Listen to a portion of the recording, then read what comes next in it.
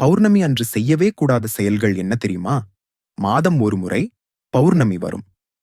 பௌர்ணமி அன்று சில விஷயங்களை நாம் செய்தால் நம் குடும்பத்திற்கு 7 ஜென்ம சாபம் வரும் என்று நம் முன்னோர்கள் கூறியிருக்கிறார்கள்.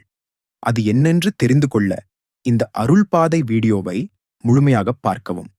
சப்ஸ்கிரைப் செய்து கொண்டு. பௌர்ணமி என்பது ஒரு நல்ல தொடக்கத்திற்கான நாள். இந்த நாளில் நீங்கள் தொடங்கும் அனைத்துமே மேல் நோக்கித்தான் சென்று கொண்டிருக்கும். நல்ல விஷயங்கள் என்னவாக இருந்தாலும் சரி, அதை யோசிக்காமல் பௌர்ணமி அன்னைக்கு நீங்கள் அதைத் தொடங்கலாம். பெரிய கடன்கள் குடுக்கல் வாங்கல் இருக்கவே கூடாது.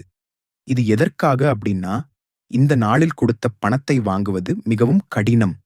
பணத்தை கொடுக்க வேண்டும் என்று நினைத்தால் கூட அதை கொடுக்க விடாமல் சூழ்நிலை உருவாக்கிவிடும். தவிர்க்கவே முடியவில்லை. உயிர் போற நேரம் என்றால் மட்டும் கடன் கொடுக்கல் மட்டும் வாங்கல் இருக்கலாம்.